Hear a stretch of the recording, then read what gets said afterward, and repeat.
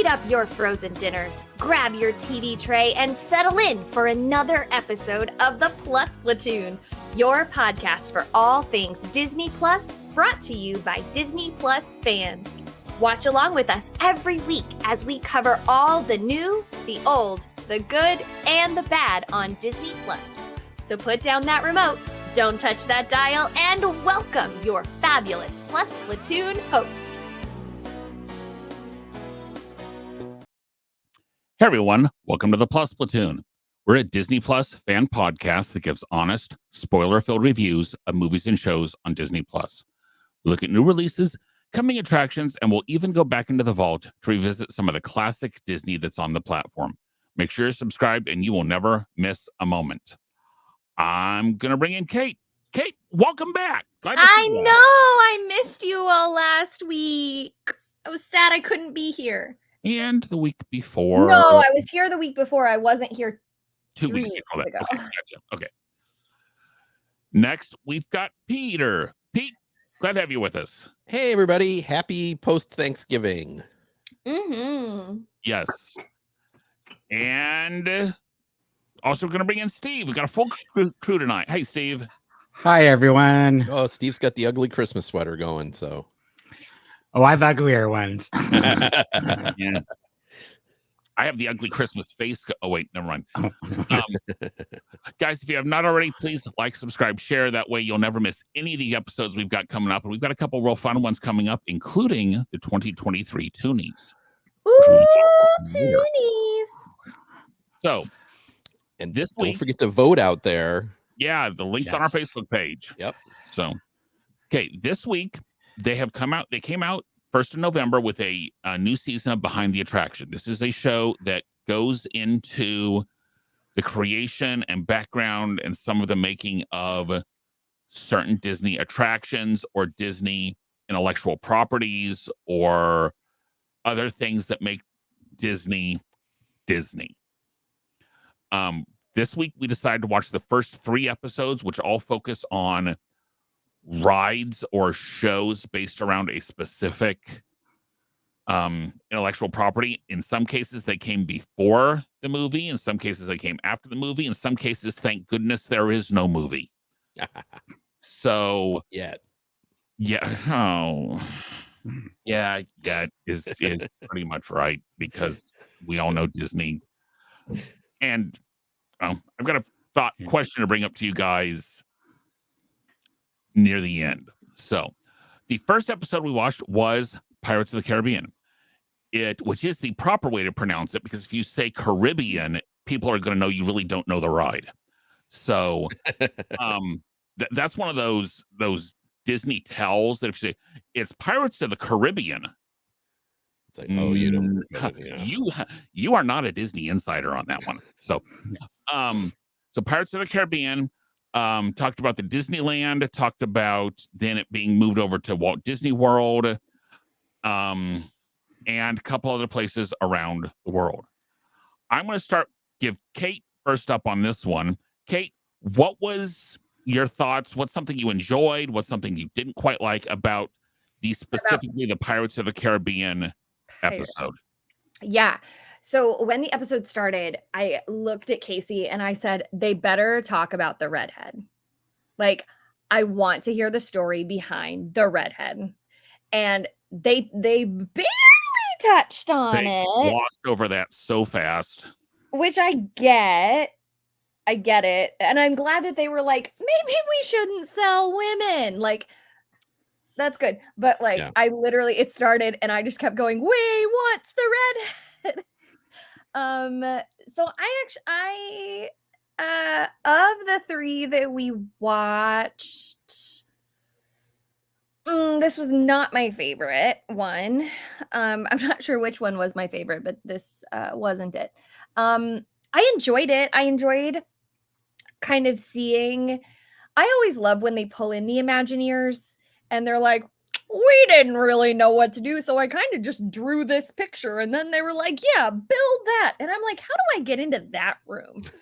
Like, how do I do that? Because that's cool. Sadly, I don't think that exists at Disney anymore. No.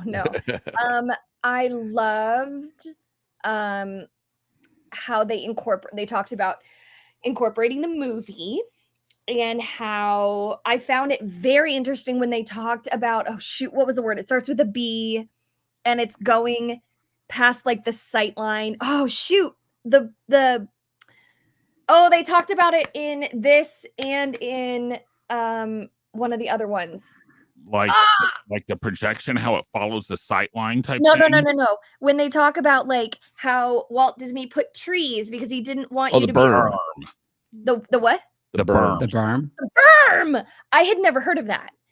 Even having worked for Disney, I know, even having worked for Disney for 10 years, I had never heard that term. So I found that fascinating, and how like, oh yeah, we had it. You do 2 drops because we're actually sending you underneath the train station. Like, that is so cool to me, because we don't have that exactly in Florida, because you can't go underground, as they talked about, because then you're underwater. So of all the things, I just thought that was fascinating. I loved when they talked about the chickens and how they brought in real chickens. That was hilarious. Was there anything else that like jumped out big to me? I'll leave it at that for right now. You go, Pete. I remember we watched the original series, and I remember one of the things we complained about it was that it was a little light on information. And I feel like they maybe course corrected that a little bit, at least with these 3 episodes. Not completely. It was still, pretty light. They still tried to work in the humor quite a bit with jokes. And if anybody's ever seen on Netflix, they have like the Movies That Made Us and those type of shows. I feel like they pulled the style of that into this, where there's a lot of like, go back to the same joke. I'm not going to say that was great, but I thought they did a better job this time of getting a little more in depth with the actual ride and talking about, again, going into the history of Pirates of the Caribbean, how it affected the movies, how the movies affected the ride. And that's all kind of fascinating, because if you think about, they've done a lot of movies about rides, but the total number of successful movies about rides is this one. So this is really the only movies that really went from ride to movie back to ride again. And it was the first one. Excuse me, the first big one. Yes, there was that awful Tower of Terror one, but this was the first. I loved that movie. Kirsten Dunst and Gutenberg. It's got Gutenberg in it. Yep. Oh, that was so good. And his Bibles. Not that Gutenberg. Not that Gutenberg. We do Epcot next time. Okay. So anyways, so I did like the way they presented the history of the rides and the different rides, all the way from starting with the walkthrough attraction. I love that they shared the I'm going to make sure it was the John Hench sketches. Was that Mark Davis sketches. They talked about Existencio writing the song, and I thought that was really good. There wasn't a lot that I didn't know already, but I'm a pretty in-depth theme park nerd, so I'm never mad when a show has like mostly stuff I know, because I mostly know it. I know a lot. So, and there were actually, I got to say, and we'll get to them, some of the other shows, there was some stuff I didn't know. So, but this one, I thought this one was pretty good. I liked this episode. It wasn't my favorite, but I enjoyed it more than most of the episodes from the first season. What about you, Steve? Similar like you, like I know lots of stuff because I've read the Imagineering story, so a lot of the background information I knew. One thing I did not know was originally weren't planning pirates for the Florida park. That was a new bit of information for me, so that surprised me, and I found that fascinating. It was such a big hit. They wanted pirates. like you, Pete, I enjoyed seeing the original art concept from Mark Davis of what he was sort of planning out and recognizing where they put that in the stuff. I felt like sometimes they don't go in depth. They jumped around too much. Like, wait, I want to know more. And now you're off flying over here. And it's sort of this like quick bits of information. And I just want a little bit more information. I want more detail. I do like that they visited all the different variations and sort of talked about the variations. Because I've seen 3 of them. I've seen Paris, and I've seen Disneyland all the time, and then I've seen Florida. So I found that fascinating. So otherwise, I think Kate and Pete have pretty much covered my same thoughts. What about you, Derek? Honestly, this episode for me was painful to watch. Just to me, if I'm going to sit through 50 minutes of something, I want to learn something new. And I'm like Pete, I'm a huge theme park nerd. There was nothing new on this one. First, Kate, bless your heart. I just have to throw that out there. We're not knowing about the berm. So now, actually, Kate, you're wrong a little bit. They do go under the railroad tracks at World. That's the drop, but it drops back down to the main. It drops back down. The Pirates ride does? Yes. Yeah. You're going through the caves, and you've got the pirate on your left. And right now, they've got that stupid talking skull up there where they take the picture. Yeah. And then it drops down, and you get to the big fight scene. And that's on the other side. So when do you go back up? The ramp at the end. Yeah. You don't go back up in the Florida one because you walk back up. You walk back up. Right. My question is, when do you? Never mind. You get to the second level, from the ferry boat to the main gate goes up a level. The ferry boat comes down on ground level, and like the monorail and all that stuff comes in on ground level, and then it's my god, I thought you were talking about in the Pirates ride, and I was like, there's a ferry boat in the Pirates ride? That I knew. Okay, I'm with you. At the front gate, you go uphill. I got you. I got what you're saying. She lived in the Utilidors. She knows that stuff. Yeah, but so yeah. So that's how you I thought you meant in the ride. No. So gotcha. I did not like the constant referring back to the same joke again and again and again and again and again. It bugged me, especially on this one. This was I didn't like it either, but I'm just saying they pulled that from that other. If you watch the movies that made us on Netflix, you will see the exact same style as this. Okay. So but you might learn more things. Yeah, I was going to say, of the 3 episodes, this was probably my least favorite because this was probably the ride I knew the most about because it's been talked about the most. Okay, I know these two know the answer. Kate, so Ex Atencio wrote A Pirate's Life for Me. What other theme park ride song did he write? Can you say his name one more time? Ex Atencio. Did he write There's a Great Big Beautiful Tomorrow? That was the Sherman Brothers. And It's a Small World? Yeah, that's also Sherman Brothers. Can I have a hint? You can have in Magic Kingdom? You can have 999 of them. Oh, Grim Grinning Ghosts? Yes. Wow. And George Bruns also did Grim Grinning Ghosts. Fascinating. Yeah. Interesting. Anyway, the more you know. The more you know. Bum, bum, bum. Anyway. Okay. The next episode we watched was talked about the different Big Thunder Mountain railroads across the parks. Talked about how basically Disneyland and Disney World were developed at the same time and are completely just mirror images of one another. And then it also talks about the one at Paris.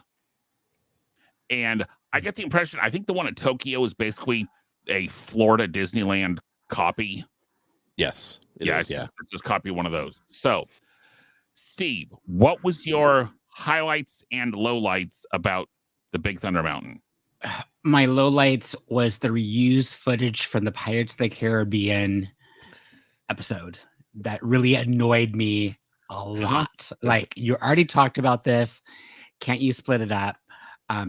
I did love hearing, like, for at least the Disneyland version of how the original idea started and how it was supposed to be. Actually, sorry, for Florida, how it was supposed to be really big, and then it got shrunk and shrunk and shrunk down.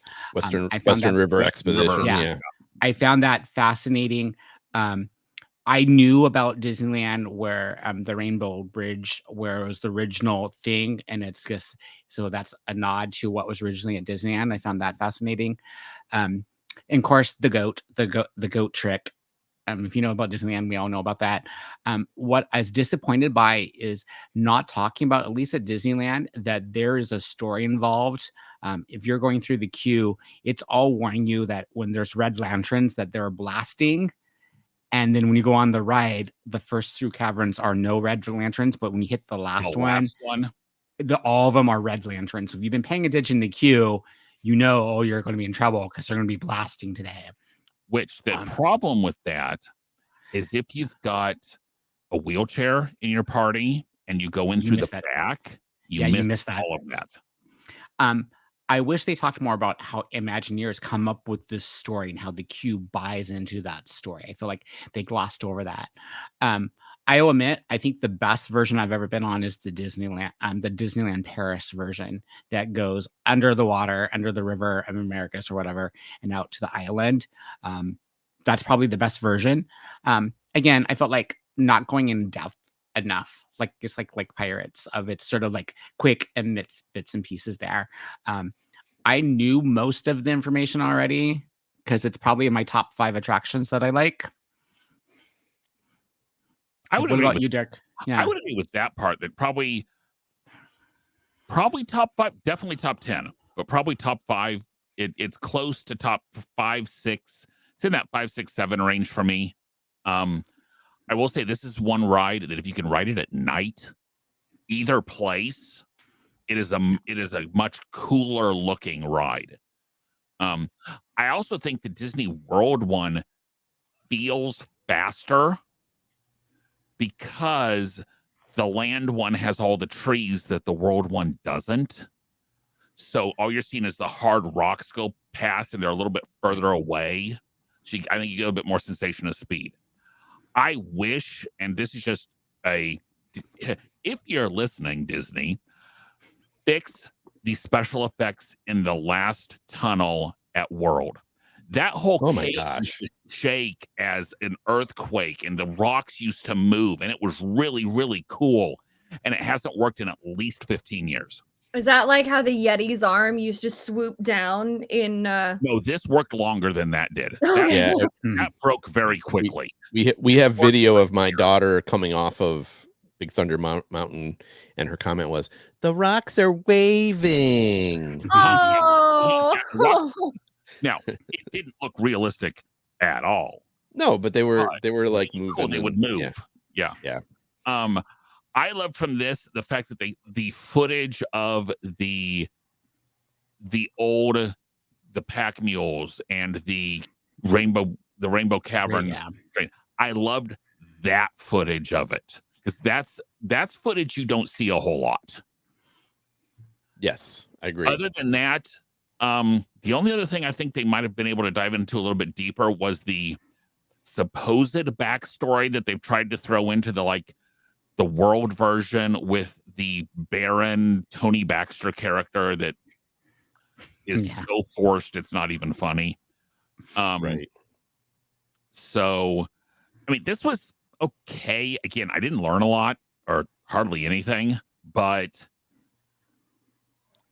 I don't know if I was used to the jokes on this one or if they just weren't as annoying for me or what. But to me, this was better than the Pirates thing. But I didn't mind this episode. Kate, how about you? I'm not surprised that this episode was not quite, but almost 10 minutes shorter than the rest of them. This was probably my least favorite of the 3. This, I just found, I just had trouble getting into this. My favorite part was when they talked about how they made a comic out of this ride, and that one of the creators was the villain in the comic, and that a friend snapped a picture of him looking at the comic, and that they showed the comic of the guy reading and so I liked that part. I feel like, especially for diehard Disney fans, we tend to cling on to the most random things on rides and in the parks. And so when everybody was like, the goat, and like somebody made him a thing of the goat that said Billy with a name tag Billy on it. Like that is such a Disney fanatic thing to do.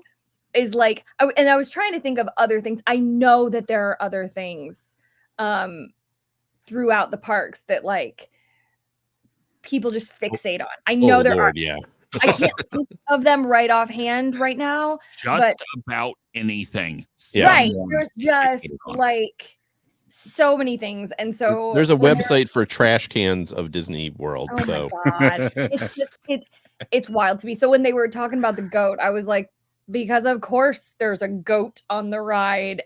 And it's funny, I've never noticed the head of the T-Rex. Excuse me. I've never noticed the head of the T-Rex. I've always noticed the bones, like the rib cage, but I've never noticed the head of it before. Because I've ridden Big Thunder, I don't even know how many times. I don't know. This one just wasn't my favorite. It was fine. I learned a few things, but this wasn't my favorite. This is probably my least favorite of the three. yeah, I think the problem with this one is there's not a lot of difference between the different versions of it. So they went into more detail of the actual process. And one thing I always find fascinating is, and it shows up in the other two too, if you think about them, like the process of like designing and coming up with the idea and then designing it and then redesigning it and then building it and everything. It's like usually like 10 years or more between when someone comes up with an idea and when they actually seem to implement it. And, you know, so this one to me was kind of interesting that like it with the Michael Eisner, let's get this done. Right. Well, that it was that, but it was still like, you know, a lot of years. And then like it took so long that they caught up to the Disney World one. They were only like 6 months apart or something like that. But, you know, they were talking about the ideas for, you know, Eisner came in like 84 or something like that. And then these rides opened in like 89. So it's still like 5 years, you know, so let's get this done.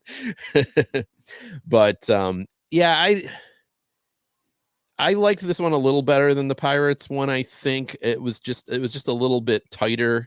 I think because it said they didn't have as much differences between the different versions, they focused a little more on the concepts behind it.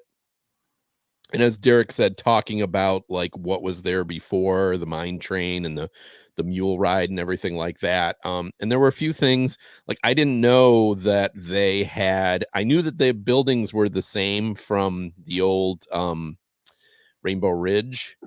And whenever I hear Rainbow Ridge, I think Rock Ridge. Rock Ridge, yes. Yeah.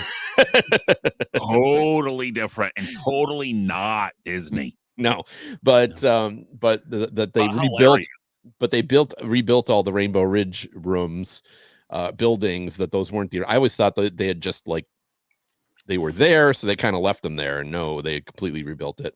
I did not know about the goat trick either, so that was the first time I'd heard that. You didn't know about the goat trick? No, I did not. So I know what I'll be doing next. What's the goat trick? The goat trick is as you're approaching the goat, you keep your eyes on the goat. So you turn your body and keep your eyes because you go around a bend. And only at Disneyland. It makes you feel like you're going faster. Wow, missed that. Yeah. I don't know how I missed that because I watched it like attentively. I don't know. So I did learn a few things here. And so I did enjoy this one, and maybe because it was a little bit tighter, I did enjoy this one a little more than the Pirates one. Okay. So. And the third one we watched was Indiana Jones and its appearances in all of the different parks, from the stunt show at Hollywood Studios to the ride at Disneyland to movie ride. What? To the great movie ride. Yes. To the ride at Disneyland Paris, right, Steve? Yes. The one in Yeah, the Disneyland little- Paris. Mhm. So it's only fair we let our resident Indiana Jones expert, Pete. What were your thoughts on this episode? This was my favorite of the bunch, only because no, not just because it was Indiana Jones, but because there was a lot of information I didn't know about this, because a lot of the history of Disney parks things take place in the 50s and the 60s and the 70s and everything. And so now you have something that was more from the 90s and forward. To me, there was quite a few things. Like, one thing, I can't believe I didn't know this, that the Indiana Jones, the roller coaster in Disneyland Paris, came before Indiana Jones and the Forbidden Eye. And I always thought that the roller coaster was like built in the 2000s or something like that. So that really, like, oh, I didn't realize they built that. And there was a few other things like that that I just didn't realize had been involved with that. So but yeah, I'm a big fan of this ride. I'm a big fan of the stunt show. You know, I know there's a lot of people that are like tired of the stunt show, but to me, I don't know, we've seen it so many times, but I don't really get sick of it. I do wish they'd bring back the fan interaction. So they used to be, they would bring audience members onto the stage, and then they let them participate in the in the second phase, which was the fight in the bazaar. And I've done that twice. My wife did it. My daughter wanted to do it for years, and of course now it's gone. Yet you had to be 18 in order to do it. And they would always make a joke like, go up there and you got to sign your life away, and the crowd would all laugh. You really do have to. You do have to go up and sign your life away. So, yeah, I did enjoy this episode probably the most, because I felt like it was the one I knew the least about. And I also have when we did the Backstage Magic trip back almost 10 years ago now, which is amazing. No, it was more than 10 years ago. They took us backstage at this ride, and they let me play with the car. They had a little remote control, and so you can. So the car, I think they showed it in the episode. The car is basically on a level track, a level, smooth track, and there's hydraulics, and there's actually 6 points of direction: up, down, left, right, back, forward, whatever. And so I was able to, like, they had these little knobs, and you could go and you could make the car do all kinds of things and everything. So it was fun. I mean, it's obviously in the ride itself, it's programmed, but this was backstage, and you could play. They let me play with the car. So, and I'm not just talking about a little teeny car. This was like the car. So, so I have a little bit of a affinity for that ride for that reason as well. But yeah, and they didn't mention, and I wasn't surprised because it only recently got announced. Supposedly, dinosaur. I was a little surprised they didn't talk about the dinosaur. Throw this in, yeah, is the same ride track, and the same ride vehicles. It's just a lousier ride, but and it is supposedly now going to be converted to Indiana Jones. Though I'll believe it when I see it. And with that, I'll turn it over to Steve. I love this ride. Every time I go to Disneyland, I ride it at least once. I remember when it first opened and they were giving out the little cards so you could decode all the sayings throughout the queue. The queue has some amazing interactions. One of my favorite things is love going through and telling people, yes, do pull the rope, even tells you not to pull the rope. I found it fascinating. I really liked seeing the model that Tony Baxter had that he was showing. I found that really fascinating, and how even the rolling boulder works in the model and everything. I found that all fascinating. I almost wish that they just focused on the Disneyland ride enough. There's so much information there that they could go into so much detail, and then jumping all these other places that I just found it fascinating how they go, yes, you're still in a square building, but it doesn't feel like it as you're weaving your way through.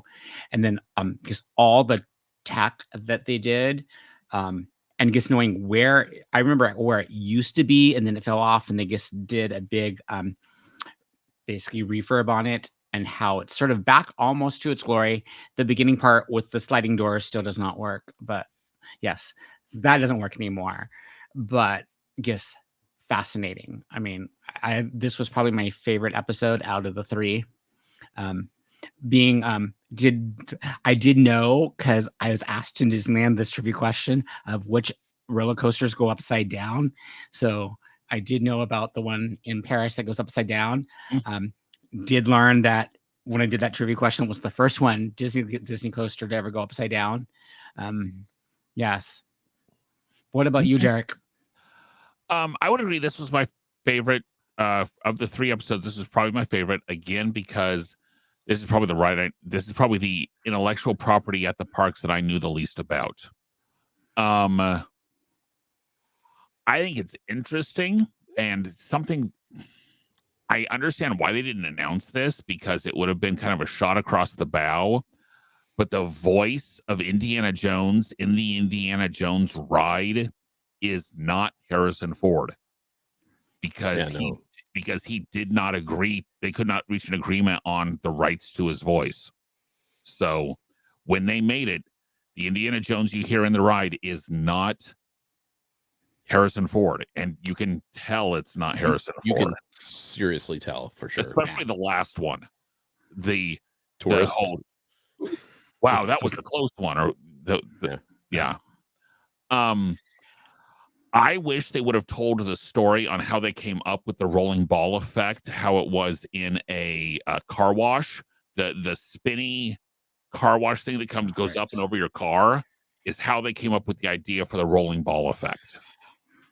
So, and that is honestly such a cool effect that even when you know that that's what they do and you go there, you still cannot tell that that's what they do. Yes, absolutely. I will say that going around the corner, that the corner in the room with all the skeletons, because it's a hard left, will send things down by your feet shooting out of the ride vehicle from experience. Yeah, we were on my last ride. The people sitting next to us lost their bag because it went flying out. And you cannot go. They will not go get it unless the ride shuts down. Now, if the ride shuts down, they will go look for it. But usually on that turn, if it shoots all the way out to the wall, if the ride doesn't have a breakdown, that sitting there is not enough to cause a breakdown on the ride. So, Pete, I'm a little bit more optimistic than you on Disney World changing over. I honestly hope it's not the same ride. I hope it's Indiana Jones and the Temple of something, because they've got Forbidden Eye, they've got Crystal Skull. God help us, please don't make another Crystal Skull. Which I thought that was interesting that came before the movie. Yeah. So. And I think I thought what was also interesting about that, and sorry to skip over Kate here, was exactly that there were two rides with pretty much the same track that they made different rides, which is encouraging to me, because I totally agree with you. I want the Florida ride to be different from the California one. Cross fingers. I mean, if they got to modify it, I mean, it's not like they have duplicates of everything sitting around. So hopefully they'll do something a little different. So and I also, they talked about the queue. They did not mention the fact that for like 6 months before the ride was open, the queue was open as an attraction. Oh, wow. I didn't know that. Yeah. The queue was so detailed and so in depth that while they were still working on the ride, they needed the body count to get people, an attraction. So the queue was actually opened as an attraction before the ride actually opened. I didn't know that. So, wow. It's not that good. No, it's not. And again, if you're in a wheelchair, you go in the back and you rejoin at the safety instruction room. So at the projection room is where you rejoin the actual line. and then there's still an elevator up and over, like right at the entrance. Same thing, same area as Test Track. There's an elevator. So it's a long damn queue too. Oh yes, it is. And the nice part is, so it is a long queue though. I think you notice them more when you leave and you have to walk all the way out. Yeah. So, all right, Kate, what were your thoughts on the Indiana Jones episode? So I wish that I could comment on having ridden this ride, but I've only ridden it once. The one and only time I've ever been to Disneyland, and I remember loving it. This was my favorite of the three. I loved this one. I have several friends that do the Indiana Jones stunt show at Disney World. So it was kind of fun to be like, oh my gosh, there's Fabian. Oh my gosh, there's Chris, like in this documentary. Plus, I've worked with Tom Vazana quite a few times as a show director at Disney, which was really cool to see him on the screen as well. I loved how they talked about the ride mechanics and how they were like, we had to get so many new tires and all this stuff. I also love the part where he was like, I want to make a giant snake. And they were like, no. And then he did. And then that was like the biggest thing that you notice about that. What were you going to say, Derek? I was going to wonder, they say they go through tires so fast, but then they didn't tell us how fast they went through tires. Well, yeah. Number. I didn't realize, because again, I've only ridden Dinosaur, and I thought that this was that this was magnets. I didn't realize that it was tires. So, so I loved the bit about the snake. That made me laugh. I actually was so intrigued when they were talking about what it was gonna be before it became what it is now, and how the guy was like, yeah, we were gonna do a maze and it was always gonna change and the walls were gonna move. And I was like, that sounds like a lawsuit waiting to happen. That sounds like a terrible idea. So that made me giggle. I did like how that they mentioned my all-time favorite ride at Disney World, the Great Movie Ride, which is, may it rest in peace. Because now it's stupid Mickey's Runaway Stupid Railroad Stupid. It's fine. But I'm glad they mentioned that, because Indiana Jones was featured. That was a big part of that, especially because that's where like the big action happened with your tour guide and the bandit and all the things. What else? I really, really enjoyed this one. I liked how they worked together to build this. I liked that they tried to put all of the elements from all the movies into this. I really liked how they explained what they did with the ball.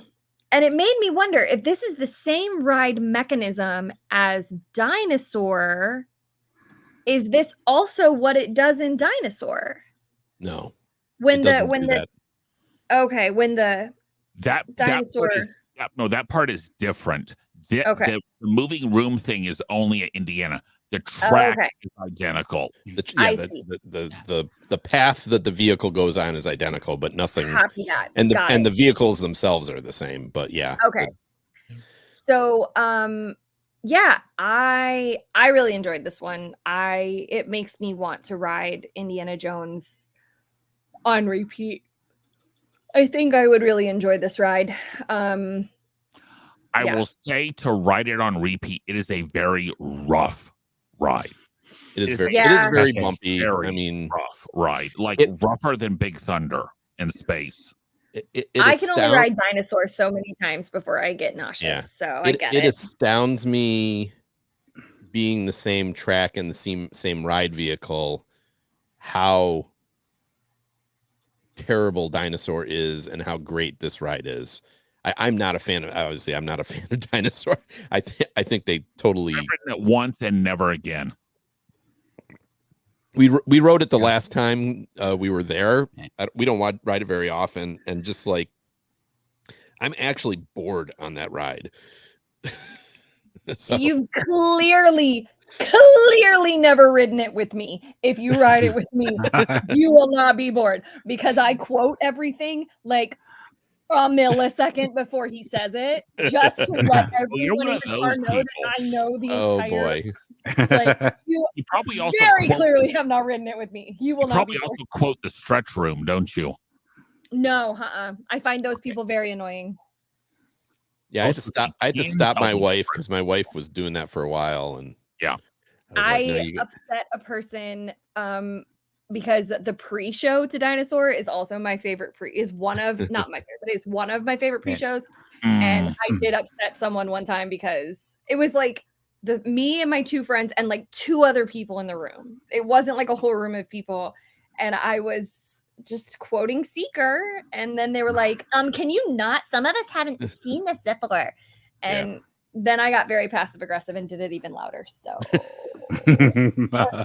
I will say not. Okay, I will see you. That is your favorite pre-show, and raise you Clive and Claude. Bird brain. Lurk. What is that from? Tiki birds. Okay, this is twice. I've only done the Tiki Room one time. Kate. I've only done it one time. Oh, Kate, where have we gone wrong? I know. Oh my My other favorite. This would be a great Toonies question, but my other favorite pre-show I don't is agree with you, Kate. Muppet 3D, Muppet Vision 3D. Oh, God, I do like the. so funny. It is enjoyable. You can skip the entire show and just watch the pre-show. I think the pre-show is better than the show. Yeah. It's I would so agree with funny. that one. Yeah. The pre-show so is more pure Muppet than Yes. the show. Yeah. So. Oh, it's so funny. So yeah, there you go. Okay. As you mentioned, so we've mentioned a couple other rides that we did not talk about. We've mentioned Tiki Room, we've mentioned Muppets, we've mentioned Great Movie Ride.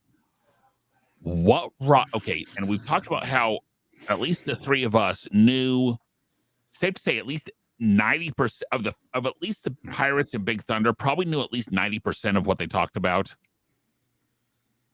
And on the Indy, probably not that high, but what ride do you actually want to know more about? Not the gloss over that but go, if they would truly go a deep dive into a ride, what ride would you want to know more about the history and the creation?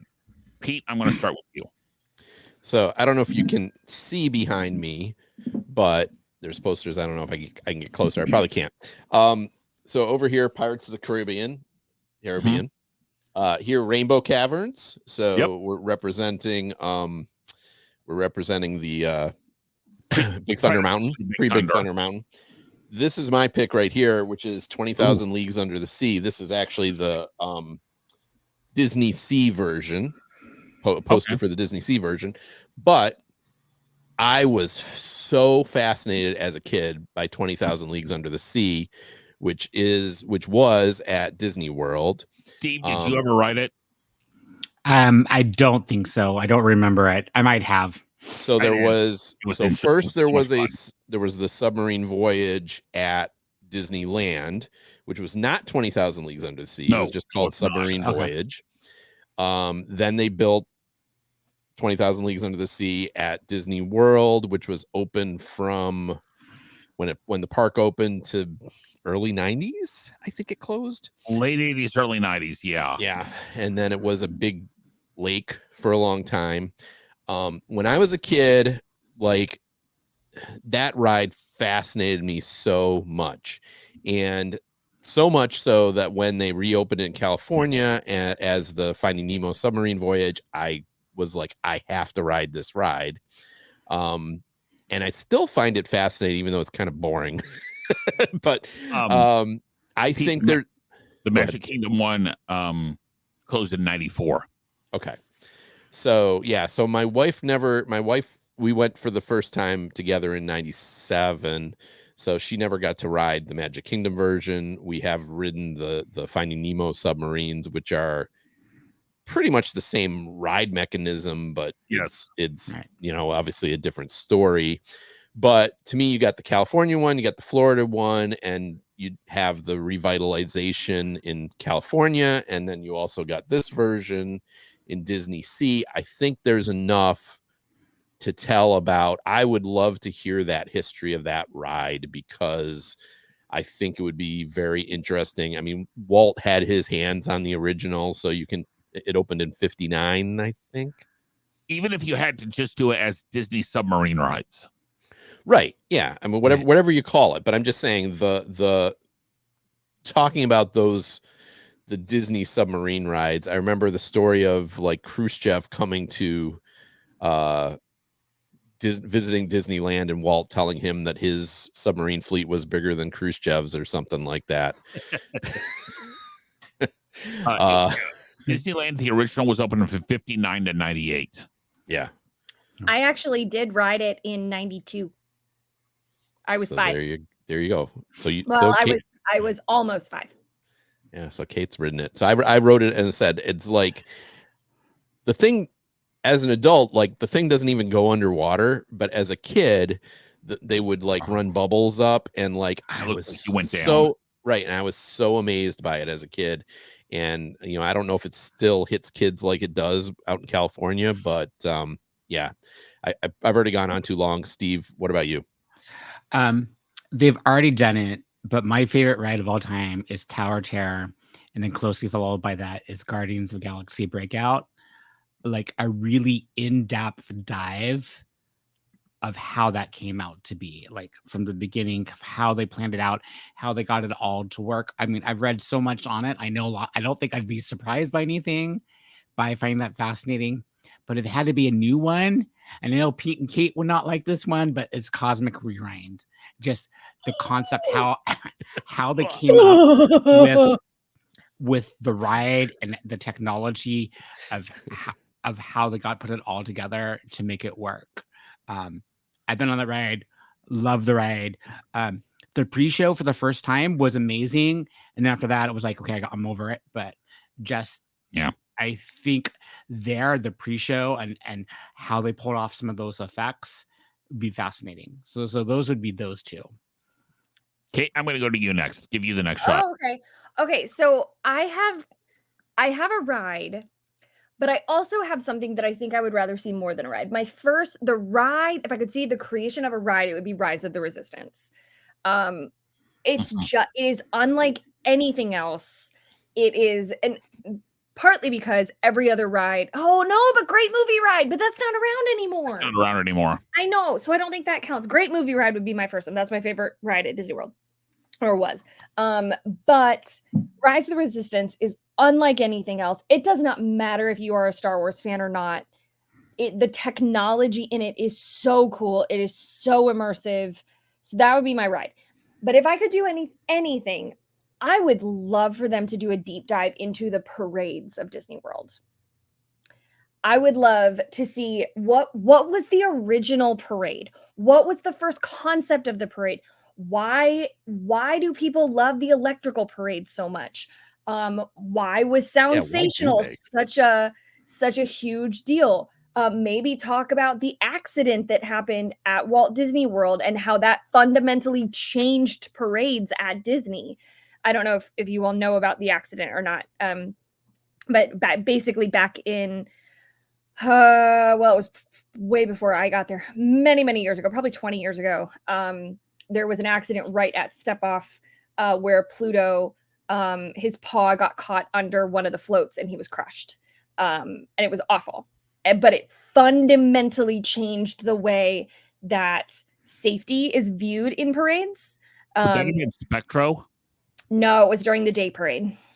Okay. It was during the 3:00 parade. I can ask somebody exactly what parade it was. I don't remember. I wasn't there, but it completely changed how they handle safety with parades, their protocols. They now have e-stops. It just completely changed everything about parades.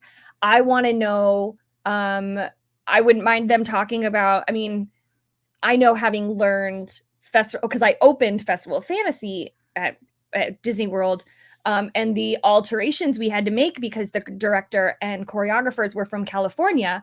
Well, the temperature is so different here that the choreography and the things they were asking us to do just weren't possible.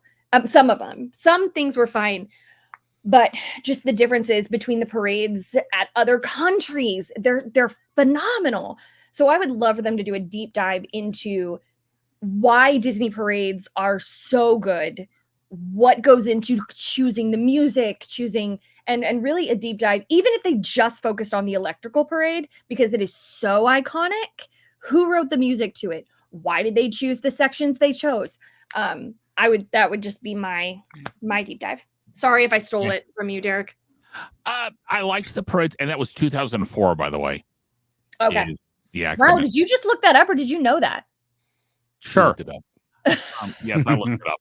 Okay. Yeah, I will admit that one I looked up as we were sitting here. Okay. Which would have been the Share a Dream Come True parade. Got it. Yep. So was that the one with the big globe, the big snow globes? No, I think that was after that. I'll figure it out. No, it was, sorry, just doing a real quick view. Yes, it was the ones with the big snow globe. Those snow globes seemed like furnaces. Well, they were air conditioned, weren't they? I think there may have been a fan, but they were not air conditioned. No. That's fair. Okay. So, okay. For me, I know parades was a thought I had. Parades was definitely a thought I had. I would love to go into like Autopia / Indy cars at Tomorrowland Speedway, just because the beginning of Autopia is fascinating. How they designed the cars and all that kind of stuff was amazing. And then the issues they had, because originally it wasn't on a track. And originally they had police cars that didn't have a governor that could go around to car, and it was a disaster. So, I didn't know that. No. Yeah.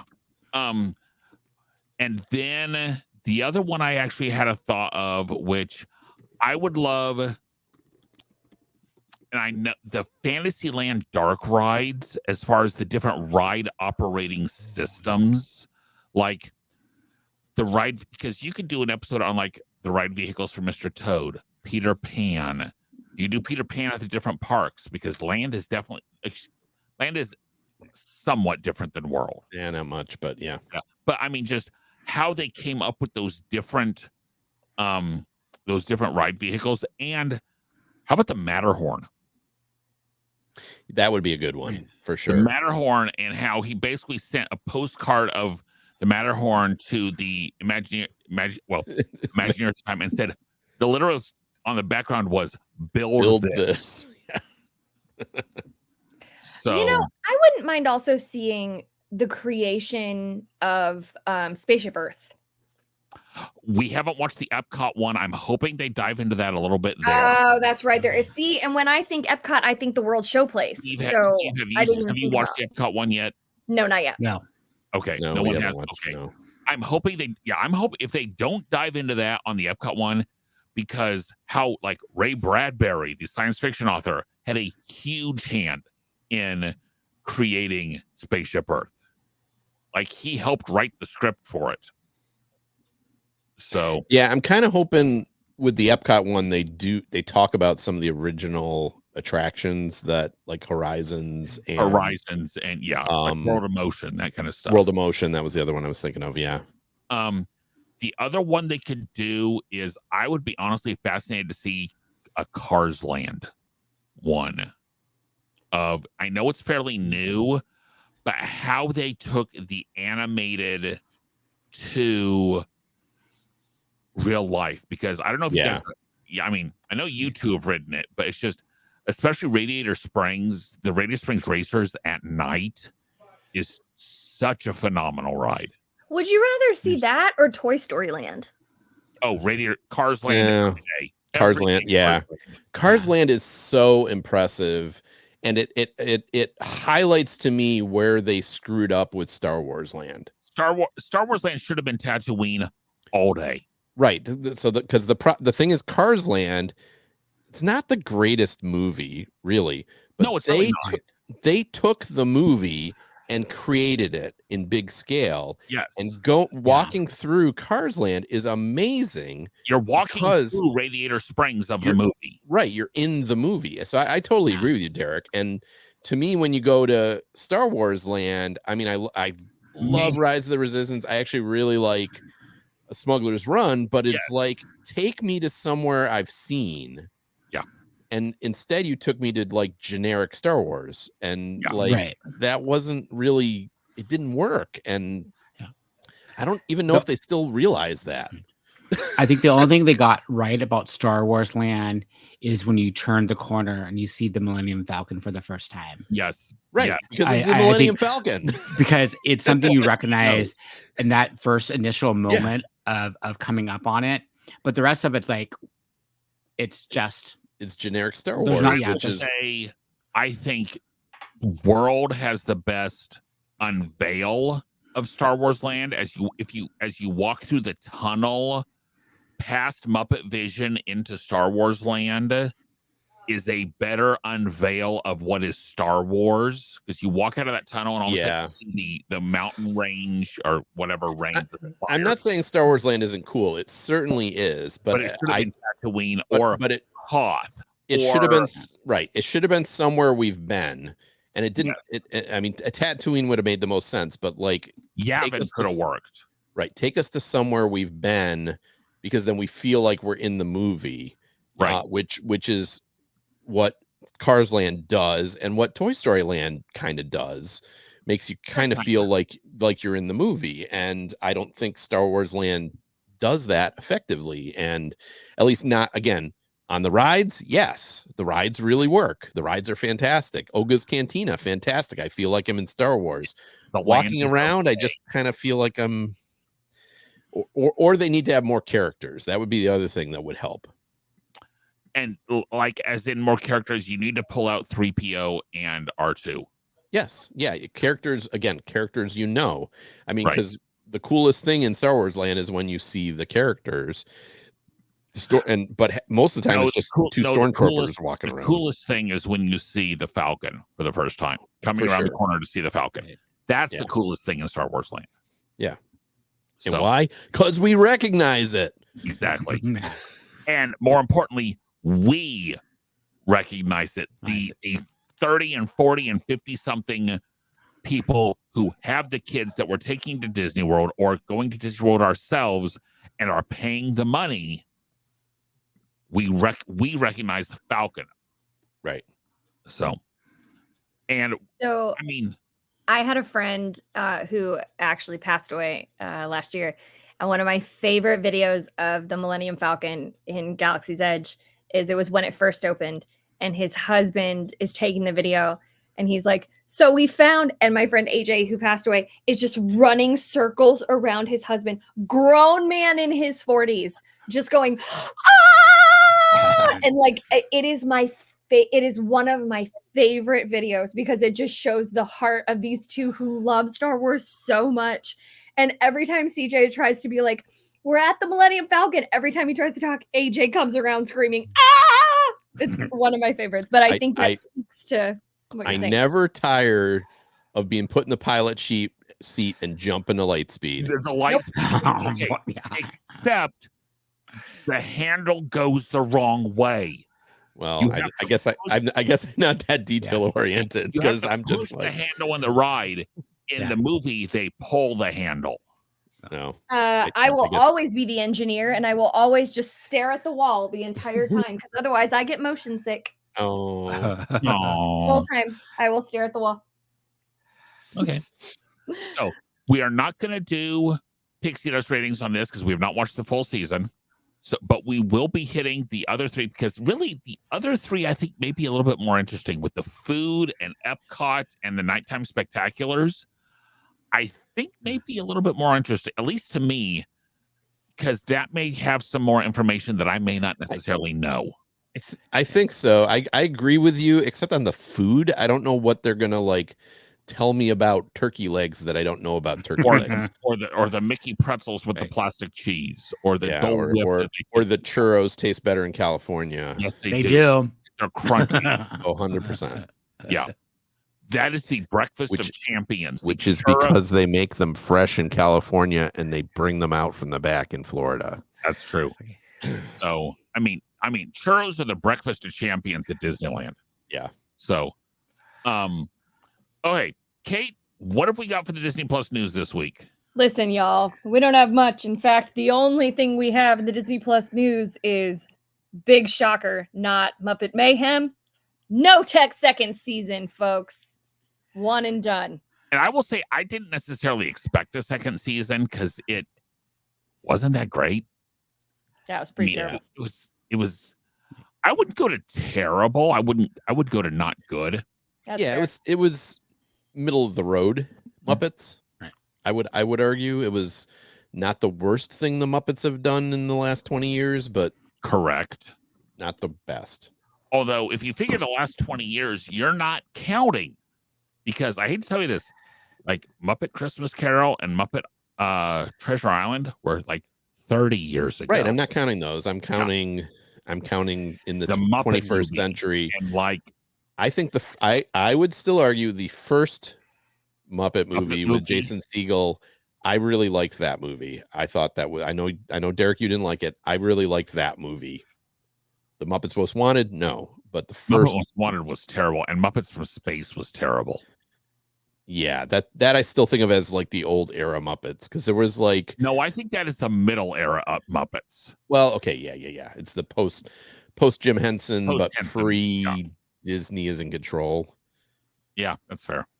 So Okay. But, Speaking of movie series that may or may not have been completely past their prime, next week we're going to be watching Indiana Jones and the Dial of Destiny. Kate, have you seen it yet? No, I have not. I have not either. I know Steve and Pete have. Okay, Steve and Pete predictions. Are either one of us going to like it? Derek's not going to like it. That's my prediction. No, I think Derek's gonna be okay with it. I don't think he's gonna love it, certainly. But Kate's going to like it. I think Kate's gonna I like am? it. I'm not Yeah. usually a huge. I mean, I like Indiana Jones. You'll like it. Okay. Derek's going to be Derek. Yeah, Derek's going to be more. Well, when I say Yeah. Derek's gonna like it, I'm saying like a 2.5. Yeah, that's right. Yeah, That's Derek liking something. yeah, 2 or 2.5. Kate will probably give it a 3. That's my prediction. Ooh. Well, we shall see next week. Yeah. Guys, if you have any suggestions, we've got a whole lot of dead air because of the actors' strike and the writers' strike. We've got a whole bunch of episodes that we can take suggestions for, especially January, February, March. There's not a lot in the spring coming, is there? No, there's less than not a lot coming. There's Echo, which they're releasing all at once, which should tell you something. Right. When they're advertising that What If is coming on each day, and they're releasing Echo all at once, should tell you something about Echo. But if you've got suggestions, please email us at plusplatoon@gmail.com. I know we're going to be doing Star Wars Visions Season 2. Oh, I can't wait. We will definitely finish Behind the Attraction. Mhm. And there's a couple Vault movies we got coming up. But other than that, we've got definitely some open spots between, especially February, March-ish. Like, we need a Valentine's suggestion if anyone's got one. We've got a couple ideas, but if you've got a suggestion for Valentine's Day, please make it. Kate, what is your suggestion? No, I don't have a suggestion. I just think that people should go vote for the Toonies. Oh, yeah. Yes. The link is up on our Facebook page. We Vote, will be vote. seeing that I posted just voted. I literally just voted. Are we allowed to vote? Oh, We no, are are we not allowed to vote? Definitely allowed to vote. Oh, I haven't voted yet. We are definitely Yeah, allowed to like, vote. Oh, no, I just did it. Ahsoka. Oh, Me and Gina will be the only 2 votes for that show. Wow, except something has to be best this year. And so we shall see how that goes. Guys, we have new episodes coming out every Thursday on YouTube and all the major podcasting services. For Kate, Pete, and Steve, Gina in absentia, I am Derek, and we will see everyone next week. Bye, guys. hi, everybody. Bye. Bye.